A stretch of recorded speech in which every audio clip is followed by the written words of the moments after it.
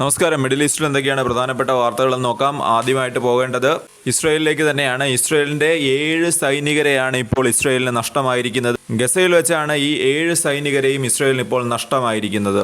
അതുപോലെ തന്നെ തിരിച്ചും ആക്രമണം ഉണ്ടായിട്ടുണ്ട്. ഇസ്രയേൽ ഗസയിലേക്കും ആക്രമണം നടത്തിയിട്ടുണ്ട്. അവിടെയും കനത്ത രീതിയിൽ ആൾനാശവും സംഭവിച്ചിട്ടുണ്ട്. അതിനിടെ ഹൂതികളും ഇപ്പോൾ ഇസ്രയേലിലേക്ക് ആക്രമണം നടത്തിയിരിക്കുകയാണ്. മറ്റൊരു വാർത്ത, IRGCയുടെ കമാൻഡർ ഇപ്പോൾ ഒരു മുന്നറിയിപ്പ് നൽകിയിരിക്കുകയാണ്. ഇസ്രയേലിനും അമേരിക്കയ്ക്കും അവർക്ക് മനസ്സിലാകുന്ന ഭാഷയിൽ തന്നെ തിരിച്ചടി കൊടുക്കുമെന്നാണ് അദ്ദേഹം പറഞ്ഞു വയ്ക്കുന്നത്. നമുക്ക് ആദ്യമായിട്ട് പോകേണ്ടത് ഇസ്രയേലിലേക്ക് തന്നെയാണ്. ഇസ്രയേലിന് ഇപ്പോൾ 7 സൈനികരെയാണ് നഷ്ടപ്പെട്ടിരിക്കുന്നത്. അവർ ഗസയിലേക്ക് നടത്തിയ ഒരു ഓപ്പറേഷനിടെയാണ് ഈ 7 സൈനികരെയും ഇസ്രയേലിന് നഷ്ടപ്പെട്ടിരിക്കുന്നത്. യുദ്ധം തുടങ്ങി ഏകദേശം ഒരു 21 മാസത്തിലേക്ക് അടുക്കുമ്പോഴാണ് ഇസ്രയേൽ ഇങ്ങനെ ഒരു കനത്ത തിരിച്ചടി ഇപ്പോൾ കിട്ടിയിരിക്കുന്നത്. ഇസ്രയേലി ജനങ്ങളെ സംബന്ധിച്ച് ഒരു കനത്ത ദുഃഖം നിറഞ്ഞൊരു ദിവസമാണ് ഇന്ന് എന്നാണ് Benjamin Netanyahu, Israeli prime minister ആയിട്ടുള്ള ബെഞ്ചമിൻ നെതന്യാഹു ഇവിടെ പറഞ്ഞു വയ്ക്കുന്നത്. അദ്ദേഹം സോഷ്യൽ മീഡിയ പ്ലാറ്റ്ഫോമായിട്ടുള്ള എക്സിലാണ് ഇത് സംബന്ധിച്ച് പോസ്റ്റ് ചെയ്തിരിക്കുന്നത്. ഹമാസിനെ പരാജയപ്പെടുത്തിക്കൊണ്ട് ബന്ദികളെ മോചിപ്പിക്കുന്നതിന് വേണ്ടിയിട്ടുള്ള ഒരു ശ്രമത്തിനിടെയാണ് ഇവർ കൊല്ലപ്പെട്ടത് എന്നാണ് ഇപ്പോൾ അറിയാൻ സാധിക്കുന്നത്. ഖാൻ യൂനിസിലും ചൊവ്വാഴ്ച ഒരു സൈനികന് പരിക്ക് സംഭവിച്ചതായിട്ട് നമുക്ക് അറിയാൻ സാധിക്കുന്നുണ്ട്. ഗുരുതരമായ പരിക്ക് തന്നെയാണ് ഒരു ഇസ്രയേലി സോൾജറിന് സംഭവിച്ചിരിക്കുന്നത്.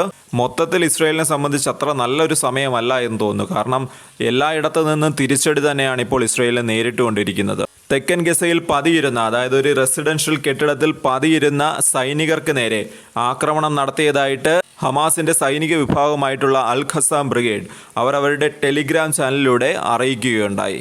ഗസയിൽ മരണസംഖ്യ ഏകദേശം 56,000 അടുക്കുന്ന സമയത്താണ് ഇത്തരം ഒരു മാരകമായ തിരിച്ചടി ഇസ്രയേലിന് ഇപ്പോൾ ഉണ്ടായിരിക്കുന്നത്. എന്നാൽ ഇതൊന്നും ഇസ്രയേലിനെ സംബന്ധിച്ചൊന്നുമല്ല. അവരിപ്പോഴും അവരുടെ അതിക്രമം തുടർന്നുകൊണ്ടിരിക്കുകയാണ്. ഗസയിൽ നടത്തിയ ആക്രമണത്തിൽ ഏകദേശം 41ഓളം പേർ മരണപ്പെട്ടു എന്നാണ്, 41ഓളം പലസ്തീനികൾ മരണപ്പെട്ടു എന്നാണ് ഇപ്പോൾ നമുക്കറിയാൻ സാധിക്കുന്നത്. അതായത് ഗസയിൽ അവശ്യ സാധനങ്ങൾ വിതരണം ചെയ്യുന്ന ഒരു പ്രദേശത്ത് നോക്കി നടത്തിയ ആക്രമണത്തിൽ അതിനെതിരെ UN പോലെയുള്ള സംഘടനകൾ വരെ കനത്ത ഭാഷയിൽ തന്നെ, രൂക്ഷമായ ഭാഷയിൽ തന്നെ ഇസ്രയേലിനെ വിമർശിച്ചുകൊണ്ട് രംഗത്ത് വന്നിട്ടുണ്ട്. ഈ വിമർശനം മാത്രമേ ഉള്ളൂ. എന്നാൽ ഇസ്രയേൽ പോലെ ഒരു രാജ്യത്തിനെ അത്തരം ഒരു പ്രവൃത്തി ചെയ്യുന്നതിൽ നിന്ന് തടയുക, അല്ലാതെ ഈ വാ കൊണ്ട് പറയുന്നതല്ലാതെ കാര്യമായ എന്തെങ്കിലും ഒരു ആക്ഷൻ, എന്തെങ്കിലും ഒരു പ്രവൃത്തി ചെയ്തത് നിർത്താനായിട്ടുള്ള എന്തെങ്കിലും ഒരു ഉത്തരവാദിത്തം ഇത്തരം സംഘടനകൾക്കില്ലേ? ചുമ്മാ നോക്കി നിൽക്കുക എന്നൊരു കാര്യം മാത്രമേ ഉള്ളൂ ഈ ഐക്യരാഷ്ട്ര സംഘടന പോലെയുള്ള സംഘടനകൾക്ക്. ഇതിനോട് തന്നെ ചേർത്ത് നിർത്താൻ പറ്റിയ മറ്റൊരു വാർത്തയാണ്, സഹായം ലഭിക്കാനായിട്ട് ശ്രമിക്കുന്നതിനിടെ കൊല്ലപ്പെട്ടവരുടെ എണ്ണം ഏകദേശം 500 കവിഞ്ഞു എന്ന രീതിയിലും വാർത്ത വരുന്നുണ്ട്.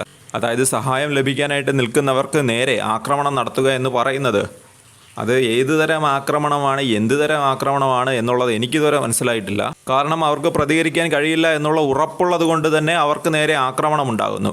എന്നാൽ ഈ ഒരു ശുഷ്കാന്തിയൊന്നും ഇറാന് നേരെ കണ്ടില്ല എന്നുള്ള കാര്യവും നമ്മളിവിടെ ആലോചിക്കേണ്ടതാണ്. അതിനിടെ ഇസ്രായേലിനെ ലക്ഷ്യമിട്ടുകൊണ്ട് ഹൂതികളും ഇപ്പോൾ രംഗത്ത് വരുന്നുണ്ട്. ഹൂതികൾ തൊടുത്തുവിട്ട ഡ്രോൺ, അവരൊരു ഡ്രോൺ ആക്രമണമാണ് ലക്ഷ്യമിട്ടത്. എന്നാൽ അത് ഇസ്രായേൽ തടഞ്ഞു എന്ന രീതിയിലാണ് ഇപ്പോൾ വാർത്തകൾ വരുന്നത്. എന്നാൽ ഇത് സംബന്ധിച്ച ഒരു സ്ഥിരീകരണം, ഇത് തടഞ്ഞിട്ടോ ഇല്ലയോ എന്നുള്ളതിനെക്കുറിച്ചൊരു സ്ഥിരീകരണം ഇതുവരെ ഉണ്ടായിട്ടില്ല.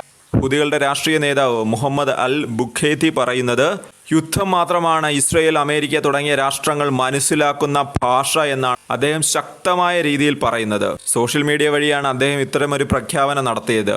ഒക്ടോബർ മുതൽ ഹൂതികൾ തുടർച്ചയായിട്ട് ഇസ്രയേലിലേക്ക് ആക്രമണം നടത്തിക്കൊണ്ടേയിരിക്കുകയാണ്. ഒരുപക്ഷെ ഇറാനുമായിട്ട് വെടിനിർത്തൽ പ്രഖ്യാപിക്കുകയാണെങ്കിലും, ഇറാനുമായിട്ട് ഇസ്രയേൽ വെടിനിർത്തൽ പ്രഖ്യാപിച്ചാലും ഹൂതികൾ തങ്ങളുടെ ആക്രമണം തുടർന്നുകൊണ്ടിരിക്കും എന്നൊരു സൂചനയാണ് ഇതിൽ നിന്ന് നമുക്ക് മനസ്സിലാക്കാൻ സാധിക്കുന്നത്. കാരണം അത്തരമൊരു ലക്ഷണമാണ് ഇപ്പോൾ ഹൂതികൾ കാണിച്ചുകൊണ്ടേയിരിക്കുന്നത്. പുതിയ IRGC കമാൻഡർ ആയിട്ടുള്ള മുഹമ്മദ് പാക്പോർ, അതായത് IRGC എന്ന് വെച്ച് കഴിഞ്ഞാൽ ഇറാൻ റവല്യൂഷണറി ഗാർഡാണ്, അമേരിക്ക മധ്യസ്ഥതയിലുള്ള ദുർബലമായിട്ടുള്ള ഒരു വെടിനിർത്തൽ കരാറിൽ തനിക്ക് യാതൊരു പ്രതീക്ഷയും ഇല്ല എന്നാണ് അദ്ദേഹം ഇവിടെ പറഞ്ഞു വയ്ക്കുന്നത്. 12 ദിവസത്തെ ഒരു യുദ്ധത്തിൽ, അതായത് ഇസ്രയേലുമായി നടന്നൊരു യുദ്ധത്തിൽ ഇറാൻ എങ്ങനെ പ്രതികരിച്ചോ അതുപോലെ തന്നെ ഇനിയും പ്രതികരിക്കും. ഇനിയും ഇസ്രയേലിൽ നിന്നൊരു ആക്രമണം ഉണ്ടായാൽ അതുപോലെ തന്നെ പ്രതികരിക്കുമെന്നാണ് ഇപ്പോൾ IRGCയുടെ ഈ ചീഫ് കമാൻഡർ പറഞ്ഞിരിക്കുന്നത്. ഇസ്രയേലിൻ്റെ എല്ലാ മൂവ്മെൻറ്റും ഞങ്ങൾ നിരീക്ഷിക്കുന്നുണ്ട്. ഇറാൻ സൈന്യം ഏത് സാഹചര്യം നേരിടാനും ഇപ്പോൾ തയ്യാറാണ് എന്ന് തന്നെയാണ് അദ്ദേഹം ഇവിടെ പറഞ്ഞു വയ്ക്കുന്നത്.